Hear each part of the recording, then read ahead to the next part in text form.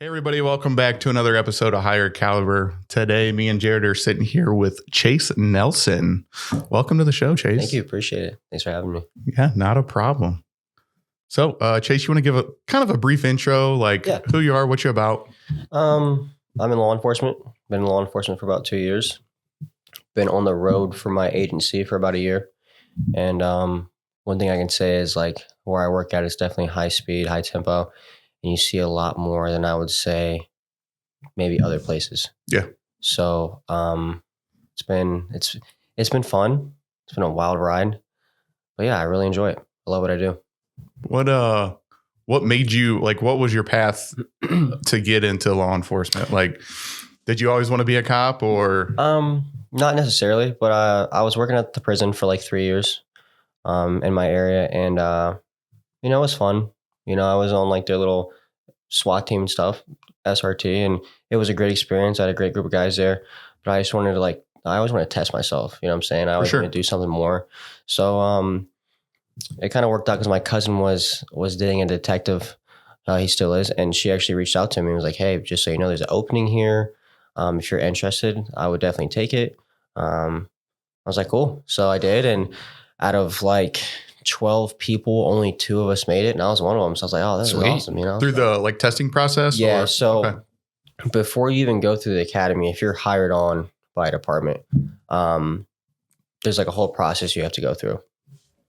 PT test, lie detector test, background check, whole 9 yards. Like they come to your house, they're like looking through your rooms and stuff in your house. Right. They really look through your rooms and stuff? So nonchalantly? Yes. Yeah. They do. And unfortunately, a lot of people like where they like get cut off is the background. For sure. Because they're telling an investigator who's going to investigate them, yeah, I have a clean background, man. Like I'm good. And then they have like OVIs and like domestic violences and shit. Right. And it's like, dude, why would you lie? Like that's what they're going to do anyway. That's what they're doing. Right. So it's like, as far as me, like as far as like ever being in like trouble or anything, like I was good. And then they went to my job too. I know they were going to do that. They went to the prison and talk to people there and stuff about me. And yeah, it's like a big deal. Then if you get through that, then you go through the academy. The lie detector test is like the last step, which is kind of nerve wracking. I don't know if you've ever. I've never taken one, but I've talked to a lot of people that have. So there's a lot of mixed feelings on the lie detector test. Yeah. Well, they had us go to Columbus, and like I said, first time ever, and like you're hooked up like everywhere, wired for sound. Yeah. And like some of these questions they're asking you, you're like, what the heck? And like, I hope like it doesn't come off like I'm lying about this because I'm definitely not. Right. Like there's some weird questions that are being That's asked. what I've also heard. And like I'm some like, very, you just very feel like questions. a criminal. Yeah. It's very nerve wracking. So it's like, but yeah. So once you get through that, then you go through the academy. And I was fortunate enough to where like my department paid for my academy, paid me to be in the academy.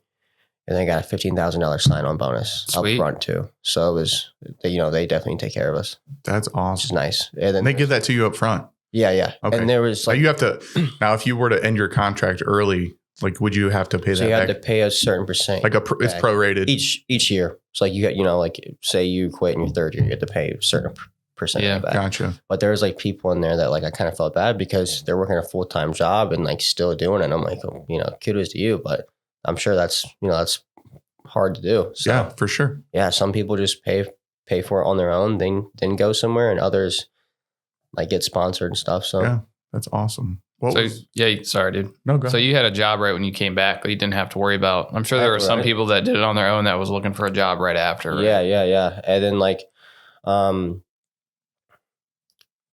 like they were paying us while we were there too. Like we already had the job, so we were already on payroll. So we didn't have to do anything. We just had to, we just had to go there, focus, show up, do a good job, and obviously pass and get through it. So, and the only caveat to that, I think, and I never had to really do this coming from the fire side because we have to go to the academy, for fire and EMS and all that stuff. But the only thing that when your job is sponsoring you at the academy, you have to pass or you're fired. Yeah. Right. So you do have that hanging over your head. Right. I guess. And I don't know what the pass rate is for police academy versus like, it seems like in our line of work, the thing that messes people up is medic school. Because it's pretty intensive. Like there's a lot of knowledge, a lot of testing. How long is that?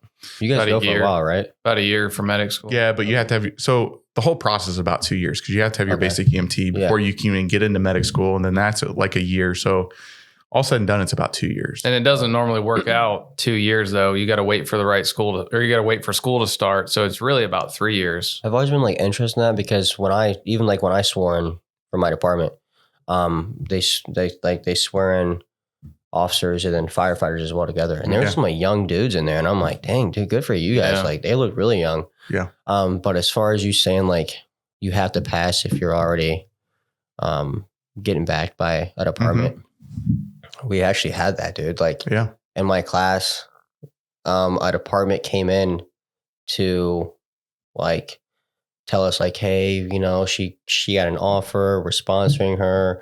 She's with us now. Like she was in their newspaper. There's like a department like kind of far away from where I work at.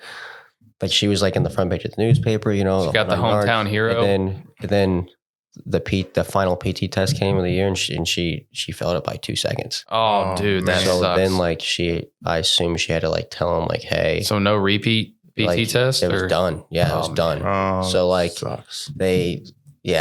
So it's like they did all that for nothing, you know. Really feel for people though, like especially if their heart's in it and they're trying. Absolutely, yeah. And like you could tell like I think she would have been a great officer, but like as far as just like the PT test, I feel like I do believe the standard shouldn't change for anybody. Right. Like I feel like you should like so many people before us had to go through it. Right. I feel like we should also have to go through it. You know what I'm saying? For sure. What is that test like, the PT test? It's a mile and a half push-ups and sit-ups. And it's like the run always gets everybody. And it's like, I love running. So like, to me, it was never a problem. I got the PT award in my class just because I was a weirdo and I liked running. Yeah. But I think the run is what gets people. When they're not if you don't run a lot, you don't keep up on it. Yeah. It has to be under a certain time. And unfortunately, like, and it's the same men, women, the same age. Yeah. So the thing is it's the same for men, but there's like different, I believe there's different age groups. Okay. Like if you fall in a certain age group, like the guy that I came in with at my department, he's actually way older. Mm-hmm. So like he could walk it. I believe he had to get it in a certain amount of time.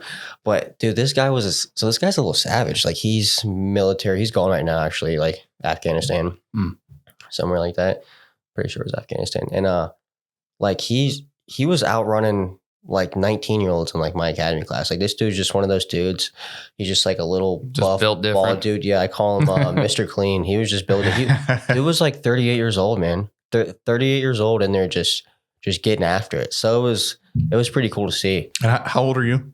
I'm 27. 27. So I came in at 25, and like I'm like, yeah, dude, like I'm in here with this guy. You know what I'm saying? Like that's my dude. So yeah, he was. It was just cool to see that he was like, you know, older like that, and still just putting in the work, you know. So I definitely respect that.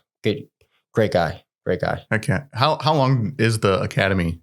For us, it's only like 6 months. 6 months. Yeah. Okay. Is that every day? Yeah. So there's I guess there's part-time ones too. I've never done that just because like I don't think I would want to either. I'd rather just get it done. For sure. And they have that for us too. Like we both went to the Ohio Fire Academy down in Columbus. Okay. And you live there Monday through Friday, and that's all you do. So we were actually supposed to do kind of the same thing.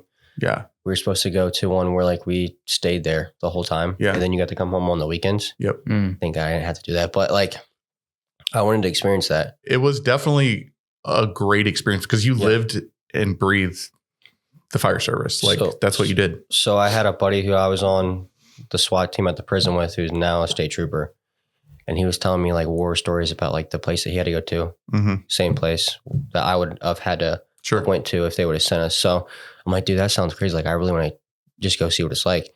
So we were told that that's where we were going to begin with. And then like a week before we were supposed to leave, the assistant chief calls us and goes, hey, I guess spots filled up. So you have to go to a different place. So I got to come home every day. Yeah. But I do feel like that would have been a great experience just to be there and be a part of that. Yeah. Yeah. I think you know, kind of like we were talking earlier about I think we were off mic at that point, but like the kind of the camaraderie of kind of living together. Yeah. Mm-hmm. You know what I mean? Like you kind of build that too. And I also feel like you don't know someone until you live with them. Oh, for sure. Like, 100%. like that's when you really know, like, okay, like, right. So, for sure. Absolutely. So you went to the academy and you're already sponsored. So, you're on the job. Like, yeah. Well, so I'm interested in the transition from, okay, this is what the academy and the book tells me to do. What's that like versus actually being on the street? Like, is it totally different? Because, like, for instance, like in medic school, they always teach you to pass the test. Yeah. And a lot of people, and even I say, okay, you're going to learn the test. And then once you get your medic, then you're going to learn how to be a medic. Yeah. Like once you're on the street. Like, so what's that like? And like, by the way, this is like not knocking anybody that like teach where I went, right? But like, no, for sure. And like, even they have said this. So like, I would never say something that I don't think is factual, but like they do a lot of unnecessary shit, I think, in the academy, right? Like stuff that you're never going to like use. Now, as far as like wanting you to get like a grasp of the job, sure. But like, preparing you, no way. Right. And like, this might sound crazy, but like, I think that they need to hit on more of like what really surprised me, like my kind of like my oh shit moment, like dead people, right? Like, if you're not around dead people a lot, and like that's all you're around all the time, it's like a shock, you know. Sure. And it's like, I think that like nothing they ever did would ever get me prepared for that. Oh yeah. I think as a society, most people are pretty shielded from having to deal with dead people. Yeah, and like I've seen, I think I've been through a lot in life, but like as far as like seeing a lot of dead people, I've never really obviously seen that in my life until that point, until this job, because I only went to funerals. Like I never. Yeah. Right. You see him in a casket. You haven't seen him. Like, you watch like maybe like horror documentaries or whatever, the case may be. But you just know it's not like. Yeah. And like, we were showing pictures and stuff, but it's like, you're not there. You're not like in the mix. Like, right. They just look like sleeping people in pictures and and it's crime scene photos. Your first situation, like this is why I said like for my department, you're going to see a lot more, I think, than like other departments, because I'm 3 months on, and like my first oh shit moment was like, I'm walking into a homicide suicide, where like I heard the gunshots go off as I'm going up the stairs. For sure. And it's like, so I was actually there the night before, because there was like 3 or 4 of us there the night before, because this guy had a warrant, some stuff going on inside the household. And, I'm newer, so I'm like, oh, cool. This dude has a warrant. Like, let's time to go. Yeah. Let's get him. And I just thought it was really weird. Like the door of the residence was open. So like, obviously like we're calling out, the door's open. It's kind of weird. Long story short, due to the situation, we were told to clear it. So we cleared it. Nobody in the home. I'm like, okay, that's kind of weird. We lock it back up. Well, the very next day, I get a call, and it's like a domestic situation, and it's the same guy, same place. I'm like, well, he wasn't there yesterday, but sure, like I'll go. And as I pull up, a lot of people are outside, and I walk up and like, hey, we heard gunshots, and I'm like, okay, whatever. So of course I draw, yeah, and I'm going up the stairs, and like I'm obviously like clearing the stairs and stuff. I'm making announcements, and I turn to my left, and I see the door. So I like peek in the door, and the door's open again. And I was just there the night before. So like, I'm like, okay, this is kind of weird. And I kind of like peek, I'm like pieing a corner, and I'm like pieing, and like, I don't see anything. So, I let my supervisor know, hey, they're saying they heard gunshots. I'm not seeing anything. Would you like me to enter? Clear it. And you're like, no, just wait. We're right around the corner. I'm like, okay. So boom, we rush in, and keep in mind, like, I was like, I don't want to say I was like stuck or like froze. I've never froze up. Like I was stuck because I'm just, so much was going through my head. Because like I said, I've been in this house multiple times. I was just there the night before, and what happened is I couldn't see them, because it's how this place is set up. The living room's there. And then there's a kitchen back here, and then the hallway goes to like the bathrooms and like bedrooms, whatever. But there's an island. They were behind the island. Couldn't see him. He shot her multiple times, killing her, then like shot himself like multiple times. Like he shot himself 2 times, I think. which is kind of crazy. Wow. Yeah.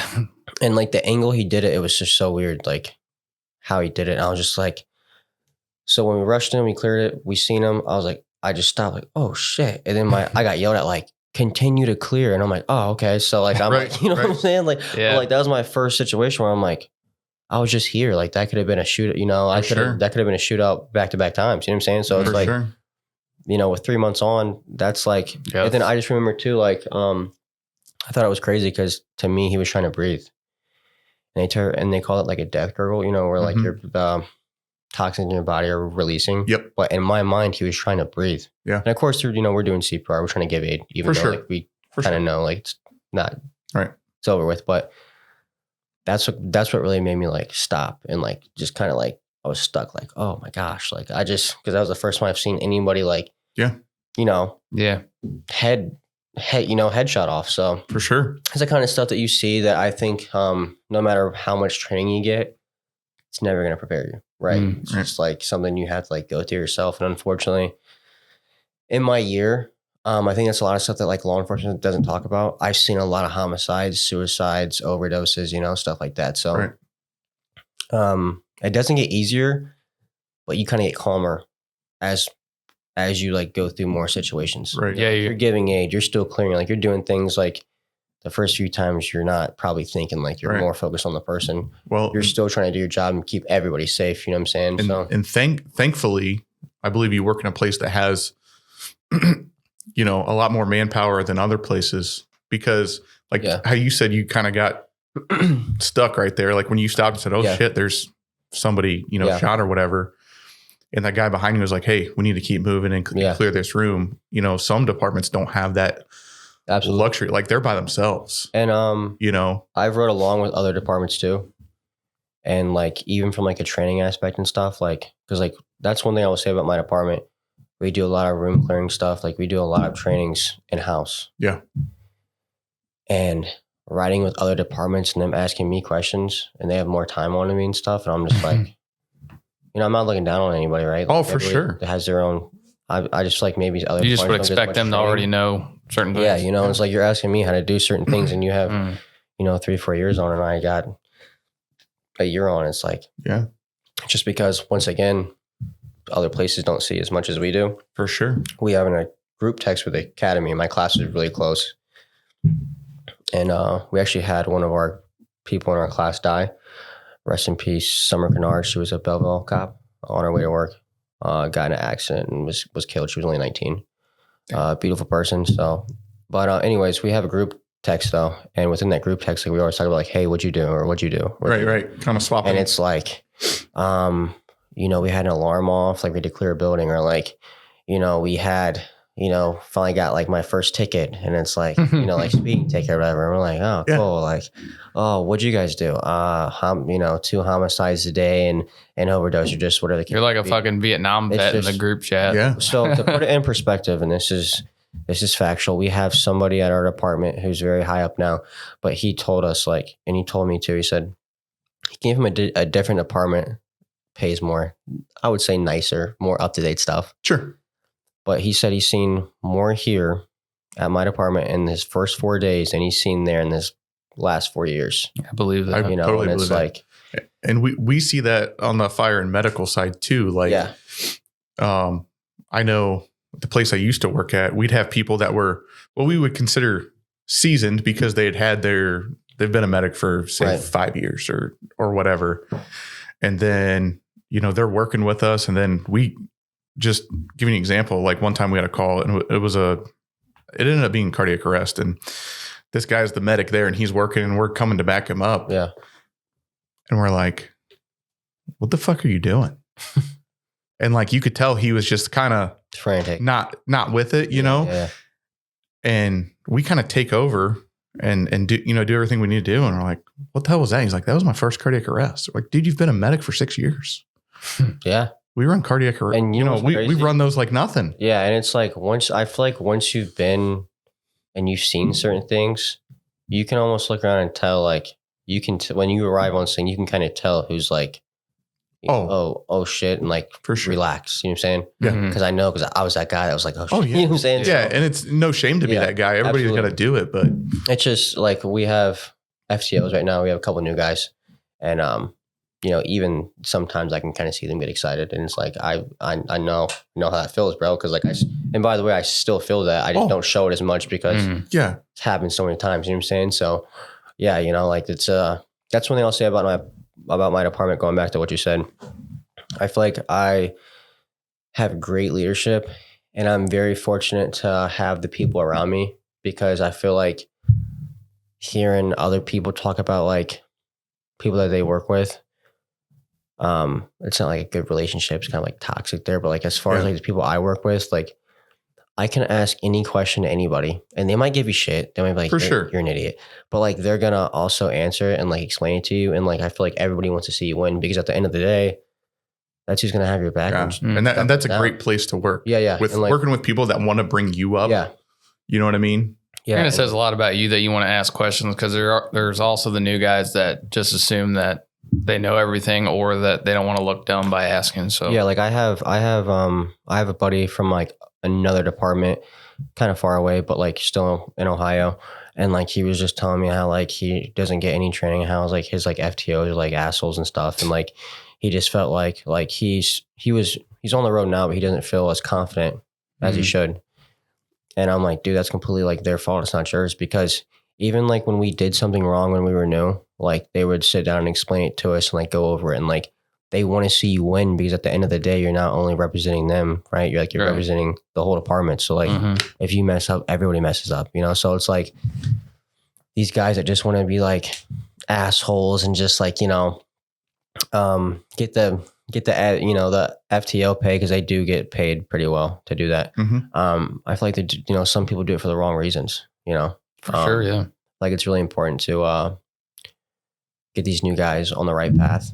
Yeah, sure. So well, and you probably haven't experienced this, but if I were an FTO, not only would I want to give you all that information because that looks bad on me or the department or whatever if you screw up, but it's also your life. Absolutely. You know what I mean? I think that would be the biggest weight on my shoulders. Like, hey, I need to make sure this guy knows everything he possibly can to get him home. And like, I also think about it too. Like, it's not also their life, it's your life and my life. Because what happens when we're in the mix and something's going down, and that's who we're dependent on, right? Like we want him to know how to do certain things. So yeah, I'm just very thankful, by the way, like just to work with the people that I work with, like even like my chief and stuff, even like my assistant chief, like there's a chain of command. You don't just get to usually talk to your chief at a department.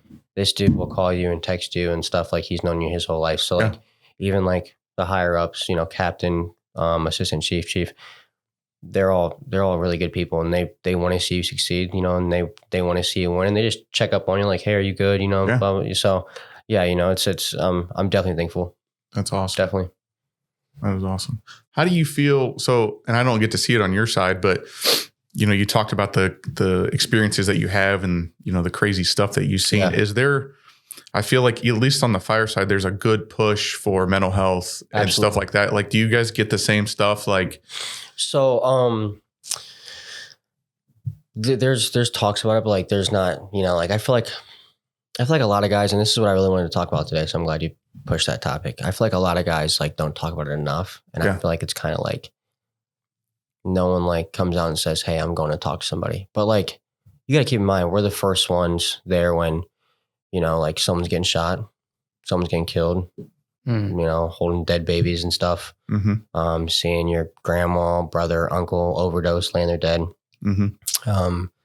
Seeing someone blow their head off, we're the first ones there when someone gets stabbed, shot, whatever. So like raped, So as far as like seeing that, I think that is definitely healthy, that if you feel like you need to go talk to somebody, do that. And like, if you need to feel like you need to talk to another officer about it, like do that. You know what I'm saying? Like, I feel like that's just a grown up thing to do. Like I'll never look down on anybody. Now, as far as like, do they push that a lot? They talk about it once in a blue moon, but like, I don't think they really push it. They just let you know it's there. Kind of thing. Yeah, but I don't think they do it enough. I feel like, so I've been a fireman for 18 years now, something like that. Yeah, 18 full time. So I feel like we're in a transition phase.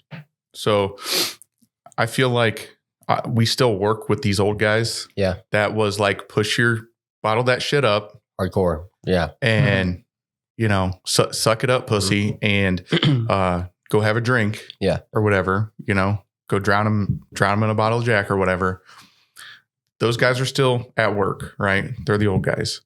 This newer generation, where you can talk about mental health and get resources. Yeah. I feel like, they knew that was okay from the start. Not that we're clashing, but I feel like we're intermixed right now. For sure. Because I feel like the older guys, they feel like that stuff's soft. And it's like, dude, nothing soft about being healthy all the way around. You know what I'm saying? Yeah, like, definitely. When I started, like, talking about your feelings or mental health was like taboo. And you don't, and we've talked about this on lots of podcasts before, but like, that's just the way it was. Yeah. And it's like, by the way, too, like, and like, we see it all the time. We see it at my department too. The people that don't go get help, it's clear as fucking day. Because it's like, dude, you shouldn't even be at work because it's not like they're snapping at like little things. Yeah. Right. Like, just like, they're super psycho, testy, like, on edge. Freak out. Like, it's like, dude, relax. And like, without saying it, we let it be known. But like, if you're not going to get help, it's also noticeable to other people. So just know that, like, if you need to go talk to somebody, go talk to somebody. You know what I'm saying? Like, There's nothing wrong with that. Like I said, there's nothing soft about that. I think that's important because, once again, if you're backing me up, I want you to be 100% for sure. Yeah. on your shit, because any given day, anything can pop off, So it's like, I just want to make sure like the people around me are healthy all the way around. And they're like, for sure, they're sharp. You know what I'm saying? So yeah, nothing wrong with that at all. Yeah. If you need to talk to somebody, go talk to them. Yeah. Do you think it'd be helpful if they mandated some sort of like even if you think you're good, just go talk to somebody for half an hour? Yeah. I think a requirement. Well, first of all, like, I feel like nobody's perfect. I feel like having someone to talk to is super important. Like, I hear all these people like, like, I can't talk to my wife because she doesn't understand, blah, blah. I don't see it that way. Like, my fiance, like, I tell her everything. Like, you're not gonna believe this shit. You know what I'm saying? Like, well, yeah. You know what I'm saying? Like, I just think it's healthy to have someone for sure to talk to and just like let them know, like, hey, this is what's going on, or like just getting it out, But if you don't have that person, like, I mean, I do feel like mandating that maybe would be awesome, because there are people, like I said, that don't have people like that in their life, so, or they feel like they can't talk to them because of whatever. Yeah. Right. If I feel like I can't talk to you about certain things like that, I don't think you should probably be in my life. You know what I'm saying? Yeah. But I think there's a lot of people when it comes to like the ego side of it, if they're like, well, I have to get this done, so I'm just going to go do it. And then it actually helps them. You know what I mean? Yeah. And they just pretend like, oh, well, I guess and I don't know go do it. But I don't know about like firefighting side, but like ego is a big thing anywhere. Oh yeah. Oh, it's a guy thing too. I mean, just in general, but especially when you start getting into this kind of shit. And I really feel like that aspect is not talked about enough. And I feel like it is important. And hopefully we do see a shift where like, that's like a thing that is common. Like, people talk about it openly and like, I do go talk to somebody. This is who I talk to. Maybe this is who you should go talk to as well. Yeah. So I feel like that's actually a great thing, and I'm all for it. I don't talk to somebody just because I have my fiance, and I talk to her about everything. So that's kind of like my person. But I mean, I definitely would. Like, I'm not against it. I definitely would. So right. I think it's good that you talk to her. At least on my side, like I've been with my wife we've been married for 15 years now. Yeah. And we talk about stuff, but I felt like she could never relate to, and I wouldn't want, and I guess I don't go into detail about exactly what I see. And like you didn't want to like trauma dump. Yeah. I didn't want to trauma dump on her. I think that's a term. Yeah. I get that's a good term. Which I can respect that. And like, there's been certain things too where like I didn't go into detail, but like I've talked to other officers that for sure. Yeah. And I think that I know. Right. And I think I feel a little bit better because they can relate. Yeah. Because either they were there or they have been in a situation like that. And I will say, like, I guess that's how I can understand, because like, it's always good to have someone who is even like there on scene with you when you're going through it, or just knows about that kind of stuff, Right. So like, like usually like I'll even like people text me like, hey, you good? Like, is there anything you need to talk about? And I'm like, no. You know what I'm saying? I'm good. And then like, I'll be like, hey, you good? And then maybe I'll get a paragraph. Maybe I don't. So like, then we kind of communicate. So have you ever, or do you guys have any of the big critical incident stress debriefing stuff, like the big group stuff? I wish we did, but we do not. No. You don't? Okay. No. Now those services are available. Okay. And I can get you some stuff after the show if you want. But I've participated in a couple of those. Oh, cool. Like some crazy off the wall stuff that, even your I want to call them run of the mill, like suicides or overdoses, but like sounds weird when you say it like that. It does sound weird, but like your crazy stuff that you probably only see once in your career and maybe never. But I've participated in those before, and they're actually pretty helpful. And it usually is just a big group of everybody that was there on the scene, LE and fire and EMS and all that stuff. And you kind of just talk about your perspective of the call, and it's kind of good. At least it was for me to talk about the call. Yeah. Hey, this is what I thought. This is, and then somebody else talks like their perspective, because everybody has a different job. So yeah, absolutely. I thought that was really cool. Well, that's why I respect you guys too, because you guys do be in the shit sometimes. Oh, for sure. We'll say that, and it's like as far as like high people and just stuff like that. Like I've been in rides with you guys where like we have to go to the hospital and stuff. Yeah. Because they're trying to hide something or they're being aggressive with you guys. So I definitely respect you guys and what you guys do as well. Like I said, you guys deal with some stuff too. So absolutely. For sure. Absolutely. It's always good to have you guys there. You guys are like the nice guys, and we're like, oh, police. You know what I'm saying? Dude, everybody hates the cops, man. Dude, everybody hates the cops, man. It's like no one is ever mad at the firefighter. It's like always the cops. And I will say, a common thing is like when you guys like Narcan somebody and they wake up in the squad, they're instantly pissed. Oh like, yeah, you took away their high. Yeah. They don't know that they were dead. And like I've seen that too, and I'm just like, I first got in this job because I wanted to help people, and then what's sad is you see stuff like that, and it's like, dude, there's no help. There's no help in these people sometimes. Now I've seen some people they do get clean, they recover.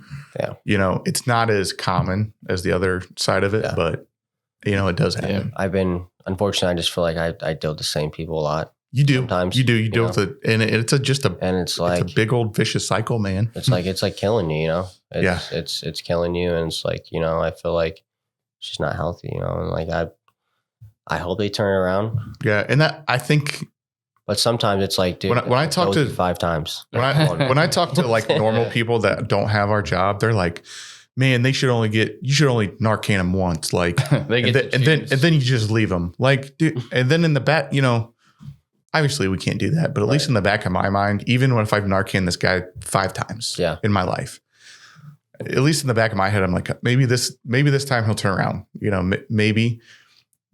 I'm not like super hopeful, but at least I'm kind of thinking like, maybe they'll turn around. Because I have seen people that have cleaned up their act and they've gotten sober and they actually contribute to society. They're not stealing from their parents anymore. They're not going through people's It's really cars. Easy when you're like a first responder to be cynical about everything. Well, this is for sure. I'll tell you why sometimes I am too, because a lot of people don't know this. I don't know why it's not like a big thing, but it is. My department, we go out a couple times a month, and we make our rounds and we try to contact homeless people and people like that. Because unfortunately, like most homeless people in our area, they're involved with drugs.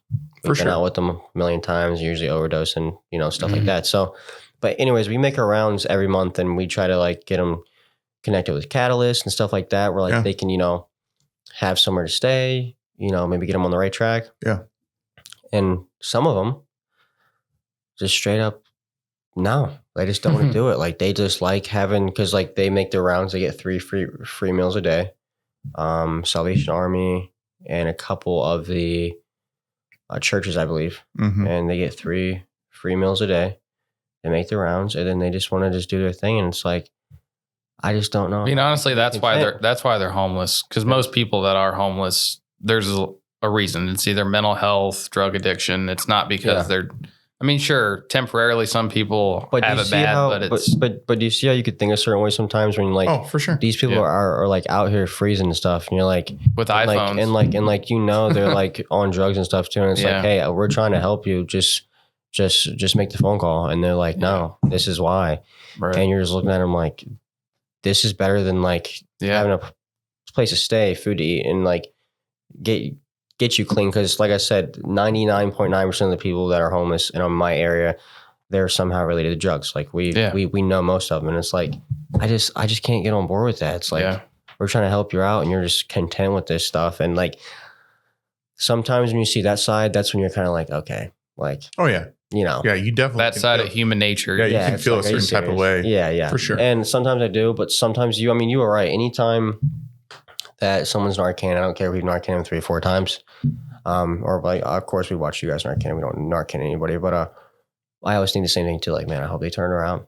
Yeah. And then unfortunately, usually I'll be out with them, you know, within the next 2 weeks, 3 weeks, and they're doing the same shit. And it's like, how do you not learn? And how does that like not scare you? Right? Like, I'm a scaredy cat, man. Like, they should you're laying there dead, you know, basically like you look like a dead fish and like you're okay with that. It would be cool if you could recall your chest cam video real quick. Yeah, your body cam.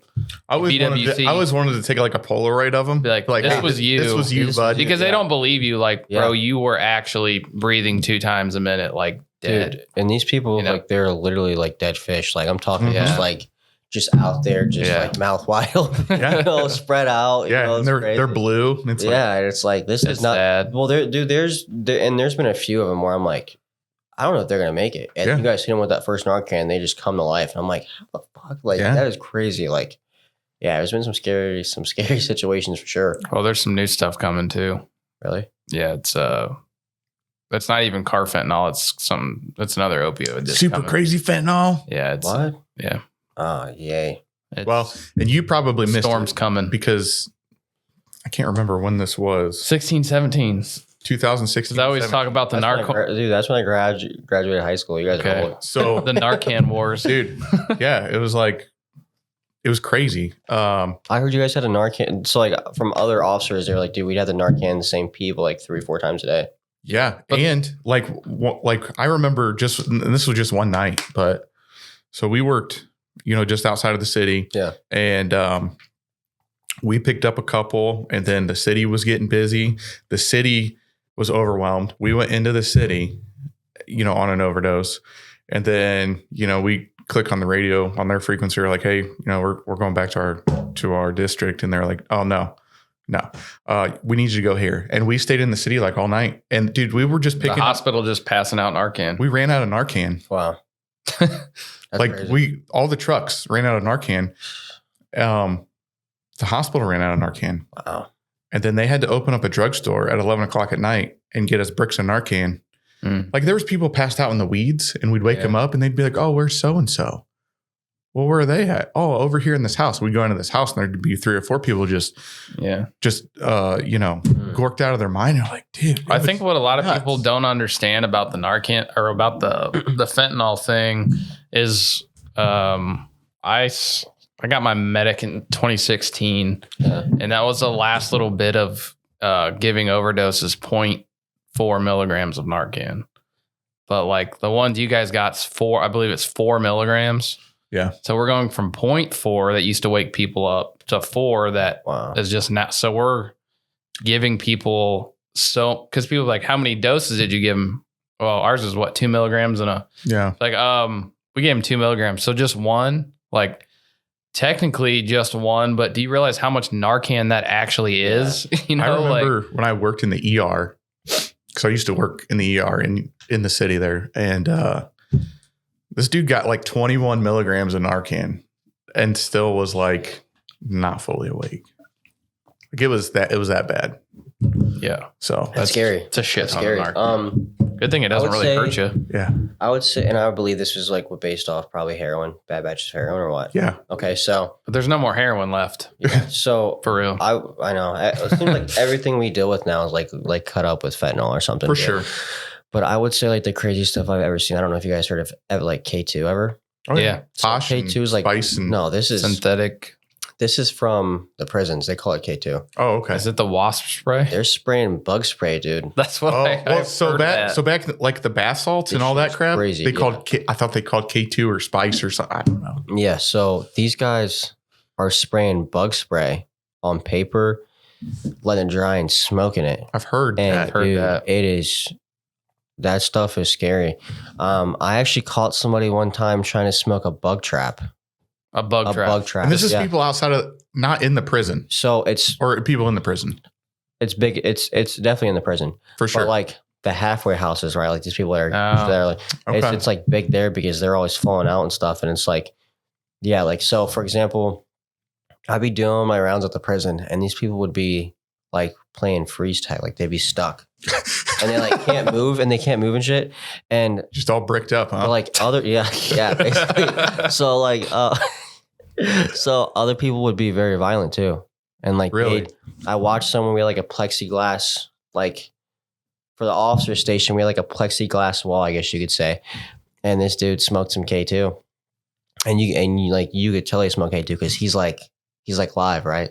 Dude just takes off running full sprint and just hits the plexiglass with his head. Like that stuff made people either fall out, stick, or just be super violent. So like, of course, with that, like we had gotten a lot of like use of forces because we're trying to like confine them and like, like dude, I get you in handcuffs for your safety and mine. But they'd always seen some people would try to fight and stuff. So like it would just make them violent. But like I said, some people, others would just be stuck. Like you'd be doing a round and they just be like, can't move. And I'm like, that's wild. Like, yeah, I don't know. And like that has to kill your brain cells too. Like bug spray and stuff. It's like, do you know how they're getting it?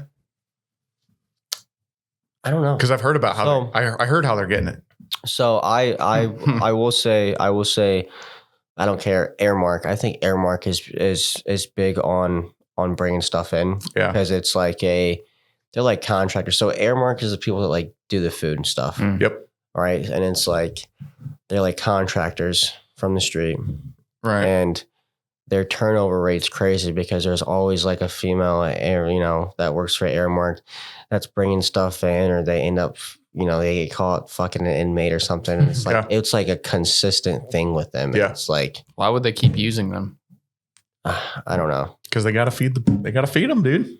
Like there's been some crazy stories with like girls and guys where like they've both been caught messing with inmates and stuff. And it's like, yeah, it's just, so it's unfortunate. I'll tell you what I heard, because I heard the same bug spray thing because I have a few people that work or used to work at the prison, I guess. So I think it's at least once a month the exterminator comes in and sprays. They take paper towels and they slide them out their doors and stuff.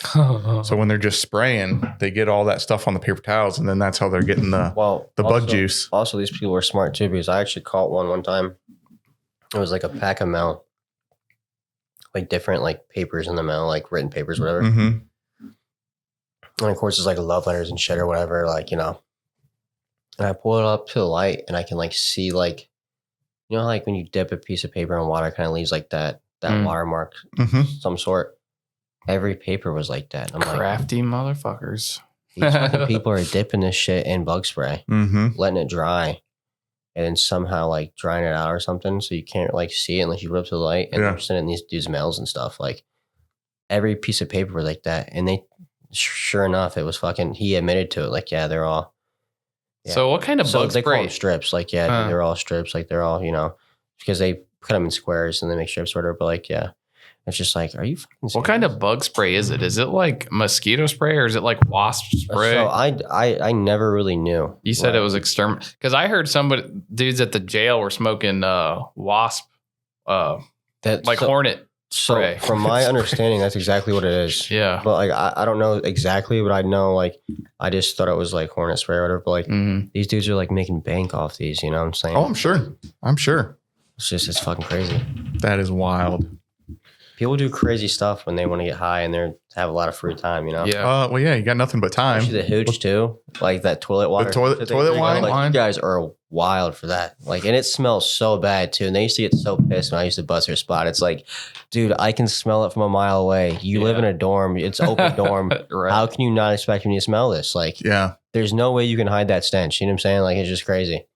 It's fucking nuts. That's crazy. So, let's kind of switch gears. So you're a fighter too. Yeah. So what do you do? I'm a boxer, dude. So I know, but I was, it's more of a generalized question. Like what type? I'm a professional boxer signed out of Houston, Texas. I actually fight October 10th. Oh, sweet. My last fight, I actually broke both hands. Shit, dude. See this gnarly scar right there? Dang. And then there's like a little scar right here too. I did a bare knuckle fight in New Mexico. No kidding. I won, which is cool. But this is not cool because I had to fight 3 rounds with the bone sticking out right there. No kidding. So I fought 3 rounds like that. And October will be 9 months since my last fight. Like I said, my hands are healed now. It just doesn't look too good. But I am fighting a pretty tough guy come October. So I've been training really hard and working a full-time job. And I'm excited. I'm excited just to get back in there. Yeah, definitely. Do you just do bare knuckle, or is it? No, this is boxing now. My chief, he watched the fight and he was like, "Hey, no more bare knuckle," because like I had to be on like duty and stuff. I couldn't use my my hand. That's like so like my whole bone was like crushed. Like when they cut my hand open right here to see if the tendon was still attached, the doctor actually said that like he didn't realize how crushed my bone was back here, so they had to put in like 3 pins too. At least they were already later. Opening it up, I guess. So they pulled out later, but like, yeah, he just said it was completely like destroyed. They didn't catch that on the X-ray? He said he didn't realize how bad, like in like little fragments. Like micro. Yeah. So they put 3 pins in it and they had to pull them out later. But yeah, my chief was like, "Hey dude, no more of that shit." Like, by the way, it was cool to watch because like they watched it on TV. That's cool. It was cool to watch, but like, it's not cool. At least he didn't say no more fighting, but the bare knuckles, you could probably give him that.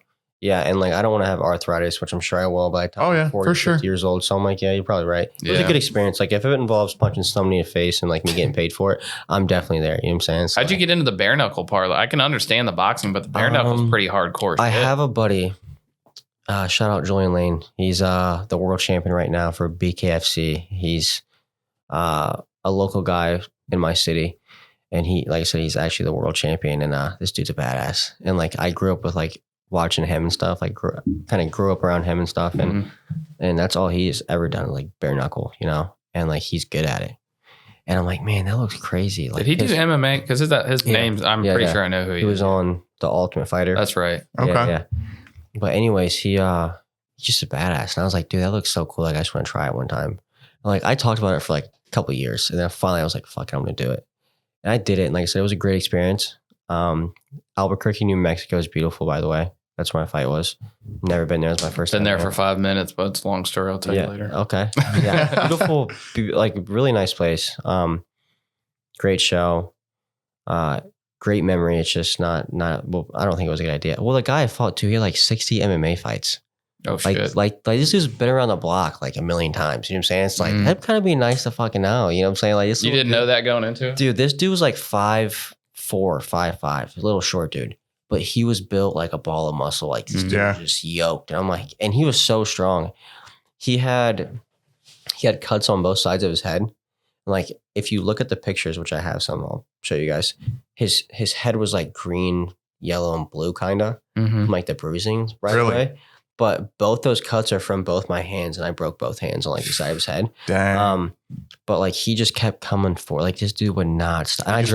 I dropped him twice. And it was a 5-round fight.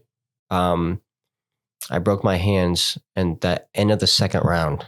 So I still had round 3, 4, and 5. And dude, it was just, he just kept coming forward. And like the last round, I was getting warned for smacking him in the face. And like in my mind, I wasn't smacking. I was like closing. Trying not to. Yeah. But my fist wouldn't close because I didn't realize they were like that fucked up. That's hardcore, dude. So yeah, he just kept coming forward. And I was like, dude, this guy's a savage. Like he just has no quit in him. And like I said, I dropped him twice. Like both times were like solid shots on the chin. And he just kept getting up. So is it the same rules as boxing? You're just not wearing gloves? No. So you're not wearing gloves. You can tape from the wrist up.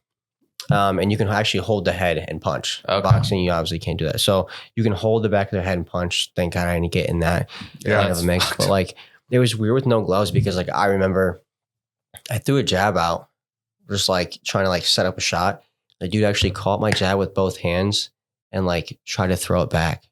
Like I've never had someone like catch my he like pulled my arm in. Like it was actually smart. I jabbed. He grabbed my hand, pulled it in, and tried to like jab at the same time. And I was like, oh shit, this is real. You know what I'm saying? What was that? I don't want that. So it was definitely a good experience. Like I said, it was just different because like also with the glove, you gotta like have good punch placement because a glove's this big, it's just your fist. Like your fist can get in tighter spots around the guard and stuff.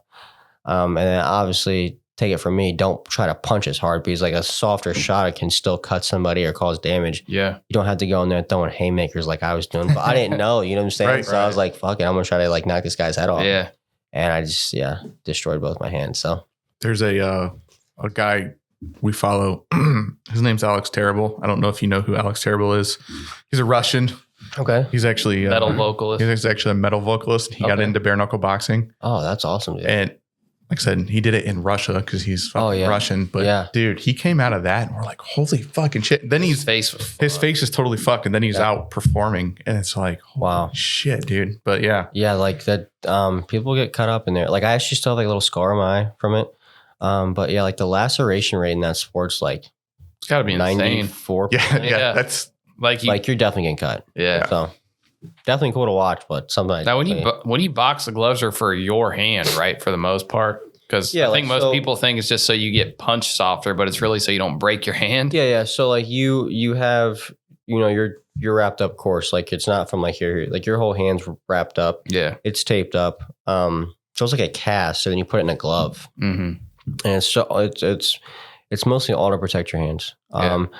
So you don't see like a lot of boxers. I mean, and by the way, like it can definitely happen. I mean, and it has happened, but like you don't see many fights where someone breaks their hand and has to quit. Has it happened? Yeah, but like with the protection you have, even with bad hands, you can still get through a fight. Yeah, So yeah, it's definitely a lot better than bare knuckle. I'll tell you that.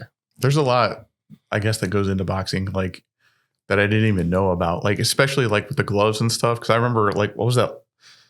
The Tyson and who's that, Jake Paul or whatever. That fight or whatever. Yeah. And then like I'm getting in, I'm like throwing stuff on, like putting money on stuff, just because I know nothing about it. Then people are like, oh, well, they're using this weight glove. There's not going to be a knockout. And I'm like, I didn't even know that mattered. So there's like different like weights and stuff. I think one of the coolest things I've ever been a part of, it was 2016. And there was an episode on HBO Sports, I believe, or maybe Showtime. I think it was HBO at the time. And it was on Mike Tyson and Evander Holyfield. And by the way, I remember watching that fight live. Yeah. So of course he bit his ear and stuff. Like that's like one of like the most known fights in boxing history, right? Yeah. And I'm a senior in high school at the time. And they fly me out to Miami, Florida to sign my first professional contract with a management company, right? So they fly me out there. I walk in the room to sign my contract, and it's Evander Holyfield sitting in the room. No kidding. And I was like, I'm like looking at this guy. I didn't think nothing of it. I just look for the ear. I like looked right at him and like just went on about my business. My dad's like, "Do you know who that is?" And I'm like, "No." He's like, "That's Evander Holyfield." And I was like, "Holy fuck!" And yeah, I was looking for the ear, and I don't know if he got it fixed or what, but like it looked fine to me. I'm sure the dude was like 50-something years old, just ripped. He's just shredded. Like they said, he gets up every day at 5 a.m, still does his runs and stuff. Damn, I'm like, dude, this dude was just cut up. And he sat there and talked to me for like an hour. Like he knew who I was like my whole life. Like he was just a really good dude. Kidding. Super nice guy. And it was just so cool because I was like, I was 18 at the time. I'm like, dude, I just watched this episode. Like I just watched this whole documentary last weekend. So I think I just really thought that was pretty cool. Because like I said, that's one of the most like known fights in boxing. For sure. People who don't even watch boxing are like, I remember Mike Tyson, but so it's pretty cool. How did you get to the point where what did you do to get up to 18 years old and you're signing a professional contract? Like when did you start boxing? So I started boxing when I was like 3 or 4 years old, and I was like always in like combative sports. I was very aggressive as a kid.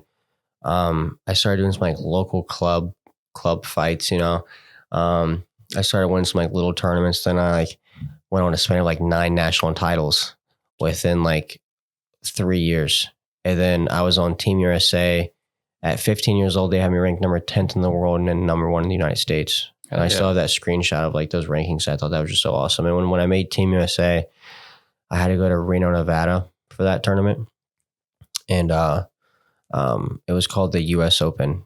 And like I was unranked at the time. Like no one even knew who I was. I think they had me ranked like 16th in the country. Mm-hmm. And I beat everybody within 4 days of that tournament, like the best of the best. Like I'm not talking like ranked 15th, 12th, whatever. It was like I got like the worst part of the bracket where it's like ranked 4th, ranked 3rd, ranked 2nd, ranked.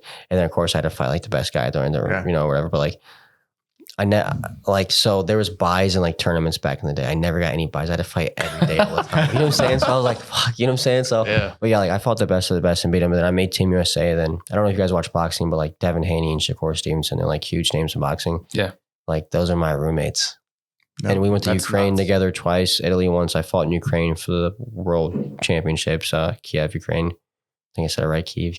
Yeah. And, I hear people say it both ways. Yeah. I wouldn't know. And just like that alone, like being 15, 16 years old, going across the world by yourself. That's nuts, dude. Great experience. And it definitely made you appreciate like what you have. Because of course I was like 15, 16, but like I was living off like ice cream sandwiches and Coca-Cola. You know what I'm saying? Because like, dude, they had meat and shit over there and they couldn't even tell you what it was. Like it just looked weird. It didn't look like anything I've ever seen and I wasn't eating that shit. So right.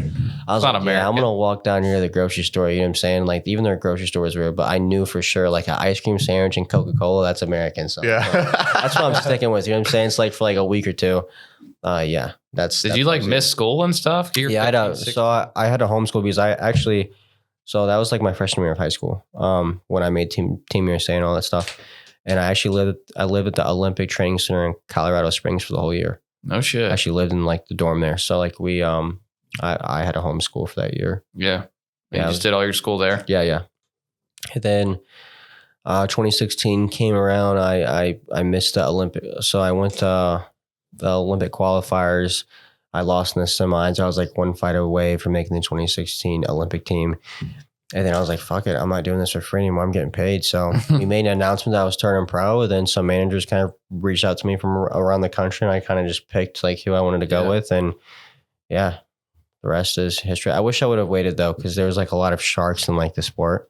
And a lot of people that take advantage of you and stuff. And like, you're just a young kid. So like you think of a pro contract, you're like, oh dude, I'm fucking rich. Like it's over with. And that's not the case because people are shitbags. So like, they just dangle that pro carrot in front of your face kind of deal. And some money, so like, some money, you're 18 years old. You never really had money like that. And they're dangling like first class flights and like, you get to travel around. And they, they're throwing you some money each month, and like to you, that's like, damn, like this is, I'm set. And it's really not, it's not consistent. Like not something you actually like live off of your whole life. So long story short, I've been to like 3 bad contracts. So because I was just young and like, these people are shitty, but I'm actually with the manager I have now out of Houston. I've been with him for like 3 or 4 years. Dude is solid. He knows what he's doing. He actually has real contacts. And he has a lot of money. Like he has a lot of money. So like as far as him like doing certain things for us, like he has a fighter house and stuff, and the fighter house is in a good area, really nice house. Like fighters just go and stay while they're down there for training camps and stuff. That's cool. Like a fighter Airbnb kind of deal. Yeah, but like he owns it. Like he owns it. Like he owns his own restaurants. Like so we get to go to his restaurants and eat for free and stuff. Like the dude is he's legit. He's not one of these guys that just talk a lot. He really has all that shit. So good dude. Yeah. Dude, I'm glad I'm with him. I actually got another person from my area signed with him too, who had a lot of talent.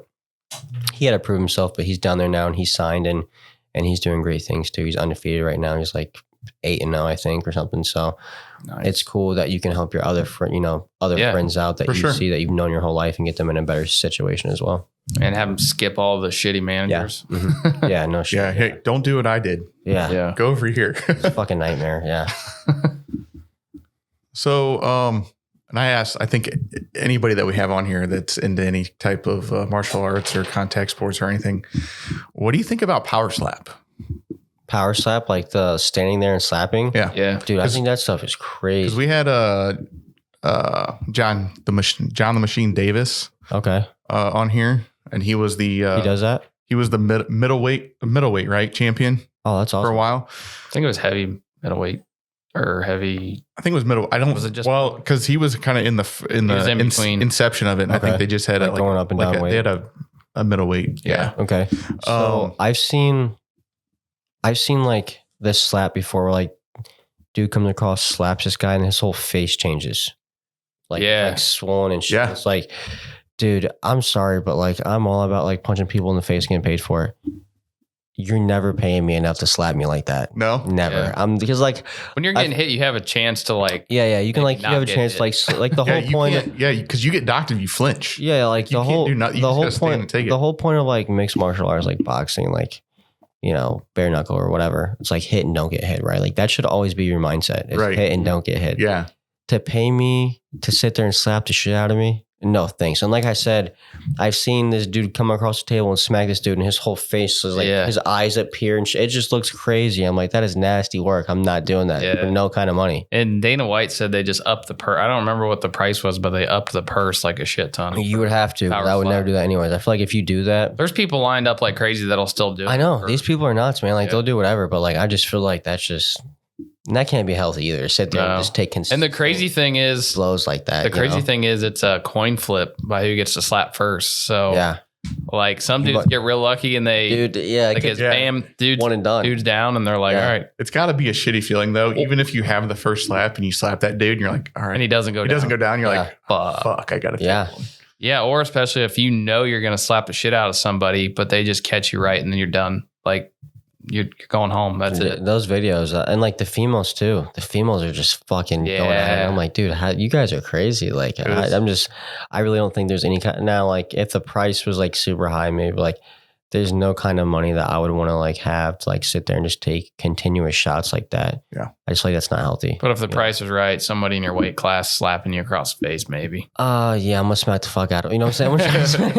It depends on the price. But like I said, it had to be a lot because that's not healthy for your brain. Right. Yeah. You know what I'm saying? Speaking of that, I think there's a lot more research out there now about CTE, and I'm sure you know what CTE is. Oh yeah. I mean, do you have any concerns about that, or are there is there more stuff out there to like screen for that or precautions? I have no idea. But there's a couple of people that like I've interacted with, just like knowing them from like the boxing scene and stuff, who definitely have it. You know what I'm saying? Like I don't know if they know it, but they definitely have it. And it's like what really kills me is like you see like even like legends like Roy Jones and stuff, like Roy Jones Jr. Like back in the day, he was a great boxer. Like he was, everybody knew him. These guys who are like in fighting, whether it's like MMA or boxing or just whatever, and it's like they're getting in like their 30s and they can't retire. They just can't let it go. Like they're like still fighting after they're done. Right. Like when you should be done. You should have an end. It's like, dude, you have to learn to like let go. Like that is not healthy to sit there and like take those beatings. And it's like also you see somebody like amazing until they're like 30, 31, 32, and they 33, whatever the case may be. And like, they start to get a little slower and like, they don't understand that. And like, they're not seeing that and they're just getting knocked out and stuff like all the time. Or like they're getting injured. And it's like, dude, you got to let it go. They just feel great, but they're not. Yeah. Like they're not in their mind, they're still like 20, 23, 22, whatever, but they're fucking not, you know what I'm saying? Like, and it shows in their performance. And it's like, I've always said 30 years old for me is like the perfect age to retire. I would not go past 30. Right. Unless it's like a couple million or whatever, that's different. But like, I think that's why these guys do it though, man. Yeah, the price. But not everybody's getting paid a couple million. But maybe they're chasing that. Like, man, I'm almost there. But it's like you're not, and you got to let it go when you're getting knocked out and hurt. You know what I'm saying? So it's like for me personally, 30 years old I think is a great age, and I've had my time in the sun. I've done my dance and it's time for me to get up out of here, Yep. I don't think I'm going to go past 30. If it's up to me, I'm not. Well, at least you have a plan. Yeah. You know what I mean? I think that's. Yeah, I have other things going on. Like I said, I want to, like my big plan is I want to go, so I'm going back to school at the beginning of the year. I want to go get my bachelor's degree, and then FBI is like my big thing. That's what I want to do. So I think that'd be so cool. What interests you about the FBI? Just like the special agent type, because like, so there's different, if you look it up, there's actually different jobs. For sure. There's like counter surveillance. There's like a lot of different stuff. Yeah. But like, as far as like being a special agent, like they're on the front lines, I just always want to do more. Like I want to do more for my country. Right. Like, just any help I can be. And like, they're like in the mix, like for real, like they see a lot of like cool stuff. They get to travel a lot. Also, I think any job that has you traveling and like they're paying you to travel and stuff. And it's always a good experience because people have to know, like I know people that like have never left the state or the country. And it's like, dude, there's more out there. Like, and also you appreciate what you have at home too. Like everybody's, all these people are like, the United States is so bad. Okay, well, tell me that when you go to Russia or Ukraine or places like that, it's really not. Or like South America, by the way. South America is beautiful, but it's a very poor country. And it's like, you appreciate what you have at home. So yeah, it's definitely all about any job that's going to pay you to travel and like do what you like to do. I'm all for, you know what I'm saying? So And then just like obviously like protecting people and like serving my country in a bigger span. I kind of like that idea too. For sure. Yeah. I think that's pretty commendable. Want to serve your country and absolutely. For sure. And you can go into it with a clean background. And, you know, I had a buddy that went U.S. Marshals. That's and awesome. He got his bachelor's and they were pretty much like, we'll call you when you call you. And then he moved out of California. Okay. And went to Idaho because he hated California, moved his whole family out of there. And they finally called him. And guess where he's stationed? Really? California. Really? Yeah, but yeah, man. So we had a guy that also did that as well. He came in and talked to our class and they get paid a lot of money, dude. Did they? Yeah, like is it the Air Marshals you said? No, the U.S. Okay. I know it's different, but like I know an Air Marshal. Yeah, like those guys get paid a lot of money, but they're always on airplanes and stuff. And I'm like, yeah, that'd be kind of airplanes freak me out. Like I travel a lot, dude, but I'm terribly afraid of airplanes because like if you do it because you have to, not because you want. If something goes south, it's over with. Yeah, like true. We just went on vacation. We went to Orlando for like 5 days, or whatever. On the way back home, this plane is like, you know, it's like bouncing shit. And I'm like, get me off this plane. Like, yeah, people in there praying and stuff, you know, like it's just a scary situation. Because like, once again, for me, it's like, if this plane goes down, there's nothing you can do. You're done. Yeah. And in like in a vehicle, I feel like I have that last second, like in my mind, at least I have like that ability where like I can make that last second situation or like, you know, it's kind of like the whole power slap thing. Yeah. Like I can just move really fast. You know what I'm saying? It's like you just, and on an airplane, you can't do that shit, dude. It's over with. Right. It's like, airplanes are the power slap of travel. Yeah. You just have to accept your fate on an airplane. Be like, well, it's, I'll tell you what, though, literally nothing I can do. So do you have kids or anything? No. So I have 2 kids. And we always go down to Florida once a year because my wife's from Florida. And when you have 2 kids and a wife, we always used to drive. Like to put them all on a plane and get to Orlando in 2 hours is it's freaking awesome compared to 15 or 16 hours in a car. I bet. See, I like driving though, dude. Like I drove to Houston from Ohio like probably 7-8 times. Mm-hmm. I love driving because I feel like you get to see more. Yeah, you do get to see more. And like I don't mind driving. Because I fucking hate planes. Yeah. I will say this though. And like the people that like bring babies, like little babies on planes and they just cry the whole time drive me absolutely nuts. Like, dude, what made you think this was, what made you think this was a good idea? Like I'm trying to sit here and sleep. Because what I do is like, you can ask my fiance, this is true. I literally, I stay up the whole night before. So I purposely sleep on that plane. Because that's how afraid I am of those planes. But like, I can't do that when your fucking baby is screaming in my ear for like the, a 3-hour flight. I'm like, you need those noise canceling headphones, dude. I do. And you can hear it through there. Yeah, that's what I need because nuts. Like I'm all for like families. I got some of those AirPod Pros, dude. Yeah, noise cancel. I haven't had them on a plane yet, but they're pretty. Yeah, well, I can mow with them and not hear the mower. So I thought they were going to be sweet when I went to Florida in June, but I put them on and then I got dad. So I still had to. Oh, so you have kids too? Yeah, cool. And I waited till they were 4 and 5 to take them on a plane. See, I didn't want to do the whole. That's a normal person who's bringing like a 9. Oh yeah, even that was too young. And mine were 8 and 10 when I first went on a plane. So it was cool. Like, here's your iPad, shut up. How's the dad life? Do you guys? Dude, it's awesome. Is it? Yeah. So I really want to be like, I'm excited. Like, I really want a kid. It's awesome. Like we're like working towards that. So like, I'm like, yeah, I'm ready. You know, they're like in not everything that I'm into, but like a lot of the same, they don't have a choice on music. Right. Like we're listening to metal. Yeah. And we're not Swifties. Okay. I mean, Jared's got 2 girls and I got 2 boys. So are they Swifties? My youngest, my 5-year-old, for some reason likes to watch the Taylor Swift documentary on Disney Plus like all day. It's fine. My older one's a metalhead though. So I have nephews and nieces. They're all little, my sister's kids, and they're the cartoons that these kids watch nowadays. It's like, dude, you don't know nothing about no Scooby Doo. Yeah, dude, they don't. I made my kids watch The Big Green last night. Kids Next Door. Oh, really? You know? Yeah. So it's like these cartoons now. It's like, what the hell are you brainwashing them, man? It's sad, dude. It's so now my sad. kids, they weren't into like Disney movies and shit, but they were all about YouTube. They wanted to watch YouTube. Yeah, YouTube's getting old, and they wanted to watch other kids playing games on YouTube. And I'm like, how is this cool? So like, do you guys want to play some games? I will say the younger generation and these tablets and stuff, they're like very crafty when it comes to like just technology, dude. Oh, for sure. It's just. But I think that they kind of have to be set up for that. Like, I know we want to limit screen time and all that, but like the way this world is advancing with the AI and all this stuff, like you have to know how to use this shit. Absolutely. Yeah, absolutely. I mean, AI is weird too, but my kid just started middle school. All of his work, probably 99% of his work is on a Chromebook. Oh, really? Like there's no math sheets and shit. Like old school. Like there's no paper and stuff. It's like all your shit's on a Chromebook, which is for one thing is nice because we can in real time we can see all of his grades. Hey, why wasn't this done or whatever? But you can just go and all of this work's electronic. So the dog can't eat your homework unless he eats a Chromebook, I guess. I didn't know that. That's cool. Yeah. I feel like they have to be both, but like my nephews and nieces, they're like advanced. I'm like, how'd you do that? You know what I'm saying? Like how do you know to do that? You know? So it is pretty cool. But yeah, I'm definitely excited to be a dad. I think that's awesome. Yeah, we're working on it. So. It gives you some purpose, man. Yeah. For sure. For sure.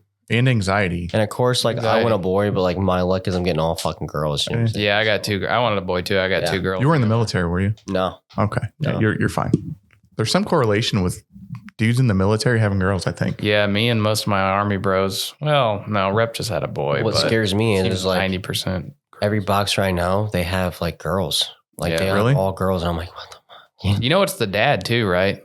Really? It's the dad that determines whether the sex. Well, I determined that from what I googled, it's gonna be a boy. Okay. Girl's gonna stress so because once again, like what I do for work, and like you guys, I'm sure you guys are the same way. What you guys do for work. When it comes to like a little girl, like I'm gonna be so protective. Like don't fuck with my kid, bro. Yeah. You know what I'm saying? It's like these people are weird. There's some weirdos out here, and it's like one thing I've always said. I don't care if it's a girl or boy, but like when I have a kid, they will be going to jiu-jitsu. I don't want them to be a fighter. But I want them to know how to defend themselves because to protect themselves. Yeah, for sure. People are weird. 1 and 2. There's gonna come a time where you're gonna get in a fight. Yeah. Like I just think that's that. And if there's somebody out there who has never been in a fight, good for you, right? But like, it's gonna come a time where I assume that at least everybody's been in at least one fight in their life, and I want you to know how to like defend yourself and get away if that's what you need to do. You know, so girl or boy, they're gonna be in some kind of like jiu-jitsu or something. Smart move, yeah.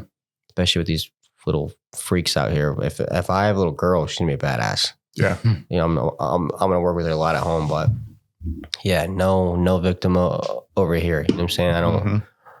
I was telling somebody the other day that I feel like I can't just let my kids go outside and play.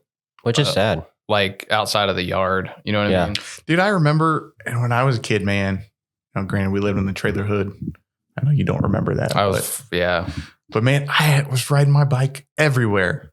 You know what I mean? Something that they don't do anymore. That like I used to, dude, it was such a flex, like break out the new Huffy you got for your birthday and go ride that thing down the street. You know what I'm saying?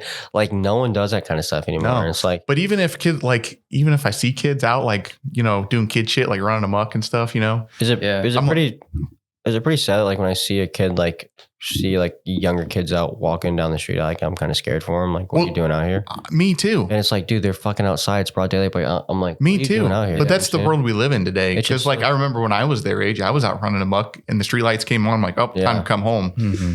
Like my parents didn't know what the hell I was doing. It's just so sad, man. You just can't trust anybody anymore, And it's like, even like, like my biggest fear is like I have a kid and I send him to school and like you're thinking like, okay, school is like their safe place. Like that's where they go to learn and stuff. And they're getting shot up and stuff. It's like, I'm sure like, I don't have a kid, so I can't speak for it, but I'm sure like parents in general are probably like worried right now. Like, like it's just sad. We live in a sick world, man. For sure. These people people are crazy. Especially like little kids and stuff. Just keep kids out of it. That's the only thing that's ever really bothered me with what I do. Like when it comes to like kid stuff, like whether it's sex cases or just whatever, like, kids should be safe around anybody. You should treat other kids like your own. As far as like safety wise, exactly. I'm never gonna be like, hey, you know what I'm saying? But like as far as like watching out for them, for sure. And I find myself doing that all. I always do that because once again, I don't trust anybody, so I'm just like always watching out for them. Like I just feel like there's just a lot of weird people out here.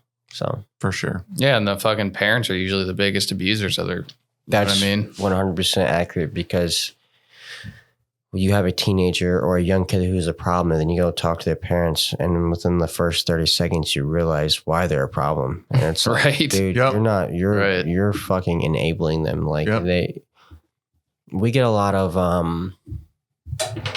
like unruly juvenile calls, and it's like you wouldn't have made it growing up with me. And I tell them this all the time, like there was no like, let me see your phone. You're in timeout. You're grounded. It was me getting punched in my shit. Like my dad was military and stuff. Like, he just didn't play that stuff. Like there was no like talking crazy. Like I was getting punched in my face. Like there was no like butt whooping. It was like getting smacked across my head or like I'm getting punched in my face. Like my dad was it was just a different time back then. Like you knew when you did something, like there was a consequence coming. Yeah. And nowadays I feel like these parents want to be friends and not Are you parents. grateful for that? Absolutely. Like of course, like I resented him for it when I was younger. Right. Like, you know, like nobody wants to get assholes. Right. You know, but like growing up, I appreciate it now because I see how these people act and it's like, it's crazy, dude. Like, the youngest I've ever had to arrest was a 12-year-old. Really? 12 years old, and he's out here shooting kids, and like he was shooting at a group of kids and stuff. Jesus. Because he said he had beef with them. It's like, you're 12 years old. You got a beef with nobody. You're Where's 12. your parents? His parents are out of state. He's staying with a friend whose parents weren't in town either. So you got like two 12-year-olds staying two 12-year-olds staying together, and you know, no one knows who the parents are. It's like that's the problem. And he had a gun. Yes. And it's like, that's the problem nowadays. Like these parents never know. I'm not saying like, you know, not give your kid any privacy or whatever the case may be, but I'm going to be in my kid's shit. I'm going to know where my kid's at least or what they're doing. Yeah. Sure. You know what I'm saying? Like these parents just don't care. And it's like, you're the problem. Yeah. I feel like at some point, I feel like we should be allowed to charge the parents. Because it's like, if, you know, sure, dude. Because it's like, depending on the age, I feel like we should be allowed to charge parents. For sure. Because they should be responsible for that. If you don't know how to be a parent, then you shouldn't have did what you did. You know what I'm saying? Like, you're not a friend, you're a parent. And like, they always call us like, you know, he's not going to school, he won't listen. There's no law that says you can't whoop that kid's ass. Yeah. You can't leave like bruises and stuff. But as far as you spanking your child, there's no law against that. And they just look at me like, oh, yeah, well, never. I still called you guys. Okay, well, you know. Do you want us to spank your kid? Yeah. That's the problem. And it's like, I hear people say like, I would never put my hands on my kids. And that's fine. But like, from my experience, I can tell who never got their hands put on them and who did, because like the respect and just like how you conduct yourself and how you like communicate with people, you know, is, you know, is definitely different. I can tell. Just unfortunate. You know, right. It's all, you know, and it's just young ages too. And they just continue to grow up like that and do what they want because once again, they never got that ass whooped. You know what I'm saying? So I can just look at my two boys now and they're like, oh. And that was to the point where I was at, like my dad could just look at me and I'd be like, yep. I'm cool. Yeah. You just got to put the fear of God in them one time. Yeah, absolutely. And I feel like everybody needs that. They need some kind of consequence if they do something wrong, you know? Right. I'm not saying you have to like beat your kid or anything, but like, I know you're not advocating beating your kid. Yeah, but if like disciplining like disciplining your kid, I think it needs to be common. Yeah. That's all I'm saying. And I'm all for it, by the way. For sure. So yeah, man. Cool. All right, Chase. Anything else you want to throw out before we wrap it up? No, thanks for having me. I definitely appreciate you guys. And like I said, you know, it's definitely cool to be here. Thanks for coming. There's a lot of guys in my department that watch you guys, and dude, that's awesome. I was telling them I was coming today, and they were all excited. So yeah, absolutely. We do it. I mean, we do it for you guys, and absolutely, you know, try to relate about something. You know, especially talking about story out. Yeah, talking about mental health or you know whatever, just on the job stuff. I mean, that's what we do it for. I feel like we do a lot of stuff that people don't realize. Yeah, you know, and for sure stuff. So. Like I said, it was just cool to be here today, and I definitely appreciate you guys having me. Yeah, thanks for coming, bro. Thanks for coming, man. Appreciate it. All right. See you, everybody. Later.